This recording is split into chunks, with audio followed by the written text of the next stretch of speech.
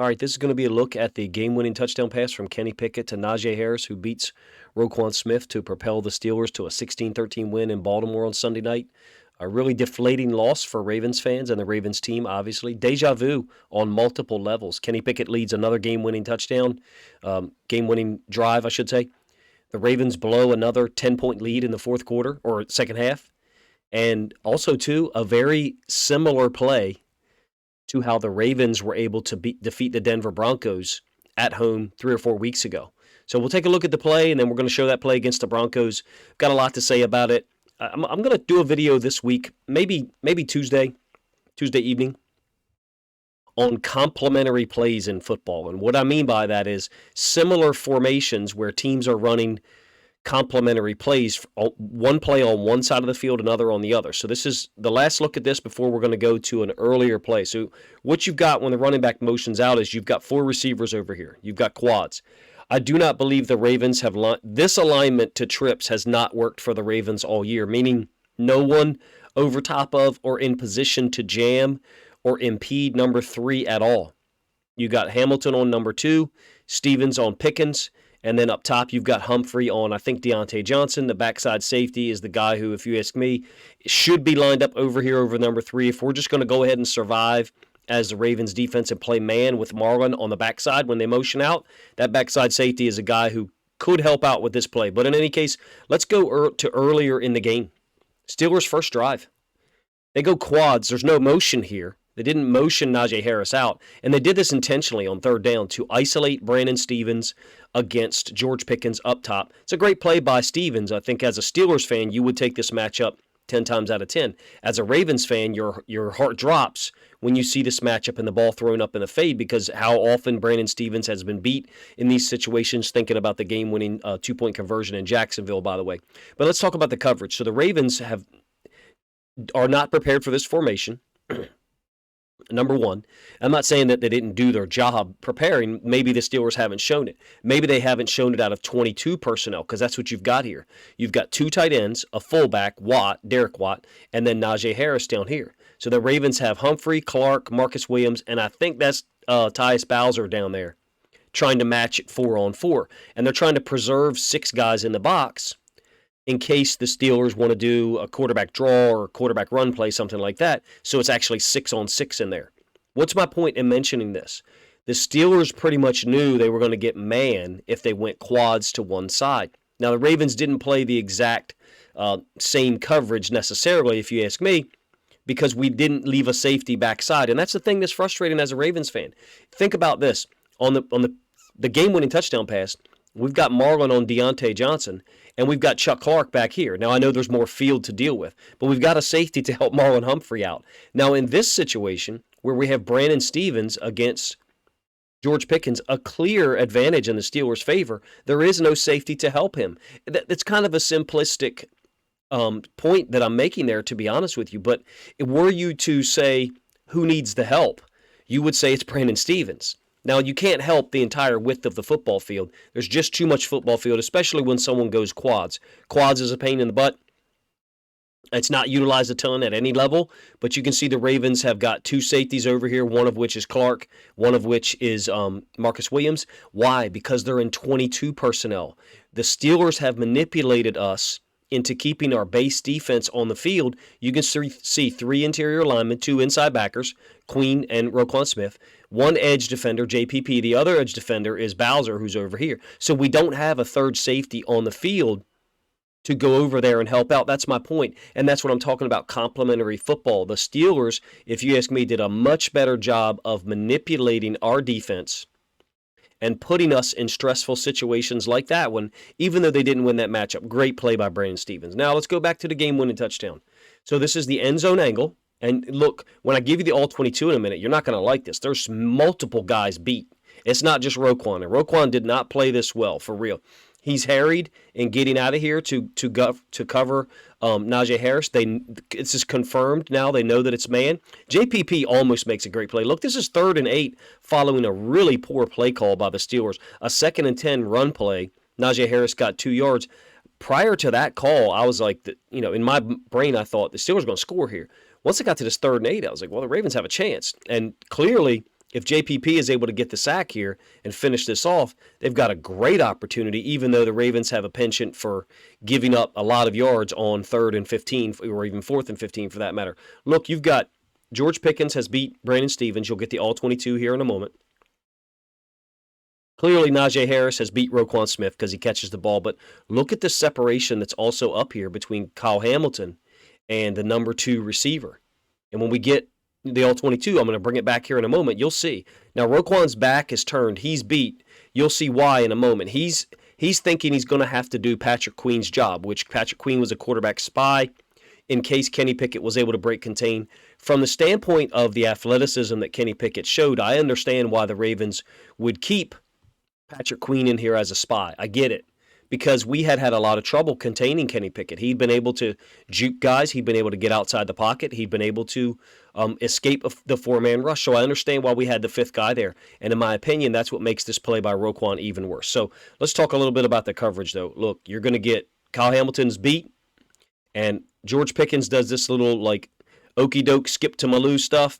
And most everything that – and look, this is not meant to denigrate George Pickens, but most everything that's generating his bigger – most of his receptions is the ability to push off without pushing off, and it doesn't get called. Am I saying that all of his receptions are null and void? No. He's a big, strong guy, and he's able to push off without extending his arms like you're getting right here. Extending the arms, if you were a smaller guy, less physical, would be a requirement to push off. You can see as we run this back, this is a clear... Now, Brandon Stevens also caught mid-step, but that's a clear push-off. Is it going to get called? No, it's not. I'm just letting you know that, he is beat. George Pickens is able to do those things because of his size and his athleticism and how strong he is, and he doesn't need to really push off in order to get open. All right, now Hamilton has had trouble with routes like this. Anything that's an immediate outbreaking route, he's okay with normally, or an immediate in-breaking route, he's okay with. Anything where there's a change of direction, or in this case, the receiver threatening. I don't know why he's thinking that this receiver could run this route. We have a safety who should be able to help. Now, we're misaligned back here. I don't think it's Chuck Clark's fault. I think that's where he's told to line up. But in any case, I don't know why Hamilton is worried about getting beat on this route, to be honest with you, and not a little more heavy on this one. And you'll see how clearly he is beaten here and how much separation there is. He almost falls down.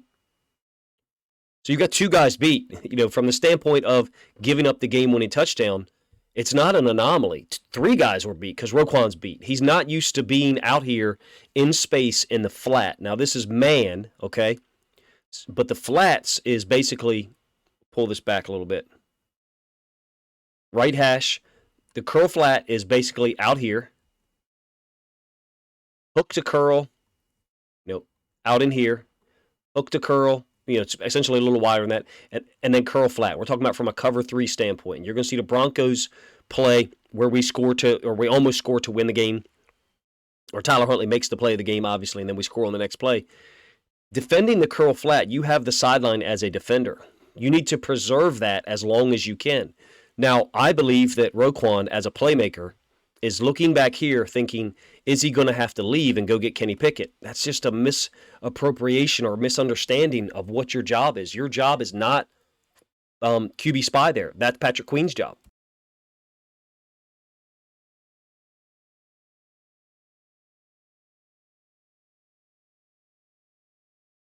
And I think his eyes are what causes this to happen, not his ability level.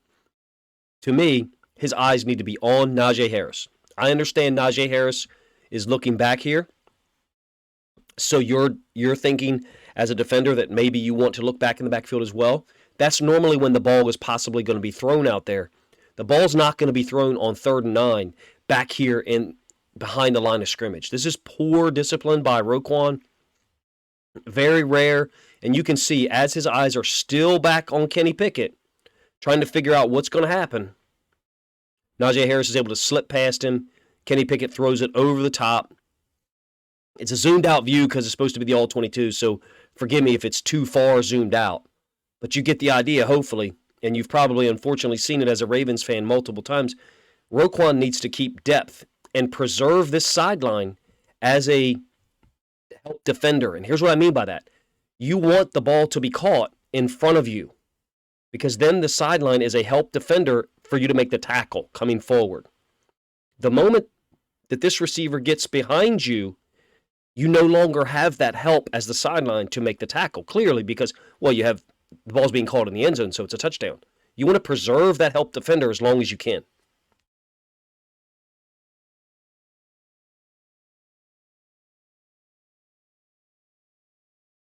And I don't think Roquan Smith has been in that situation out there in the curl flat area, whether it's man, whether it's cover 3, whatever the hell the coverage is. I don't think he's been out in this area enough to instinctively react in this way. And this is one of my complaints about the coverage. In my opinion, if we're going to get trips, then the backside safety, if we got Marlon back there, we need to let Marlon Humphrey earn his money, bring the front side safety over, and help out 4 over 3. And what I mean by that is, right now you've got 3 over 3, 1, 2, 3. The fourth guy is Harris for them, and fourth guy for us is Roquan Smith, and it ends up being a mismatch.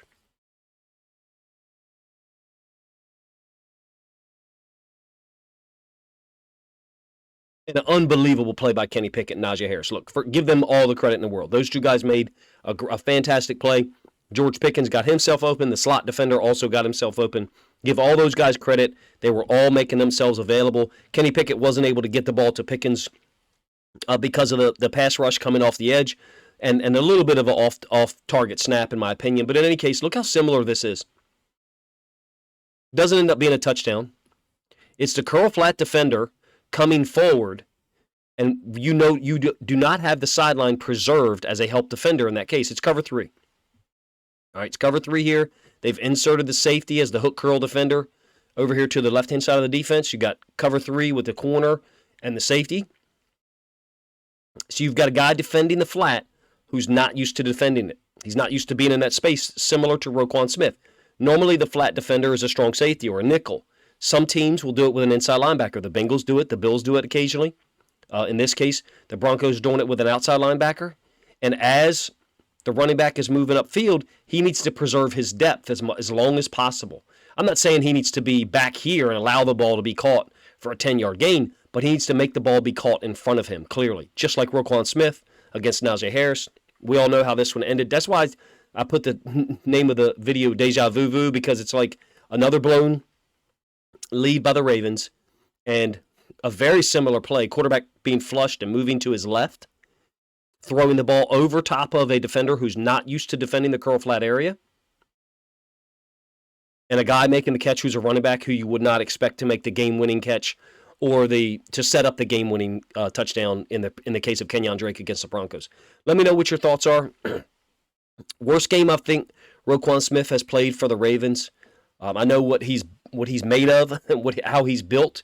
He's a winner, so I would expect him to bounce back, and doesn't change anything for me in terms of my opinion. I think he's a fantastic football player. That situation is one that I don't think he is as comfortable being in, clearly, as others. And so I wonder about a misappropriation of personnel once again. In my opinion, the Ravens could do a better job on 3rd and 8 of not having. I understand now. People are not going to like this. I would allocate one less rusher here and bring one more DB on the field, and then blitz Kyle Hamilton or something like that, because Hamilton is the guy who was able to get pressure and actually tackle Pickett. Although I do think he missed a tackle one time. In my opinion, the Ravens needed one more athlete on the field who could cover, and one less guy on the field who wasn't going to get to the quarterback anyway. At least at that point in the game, I didn't think we were getting consistent pressure.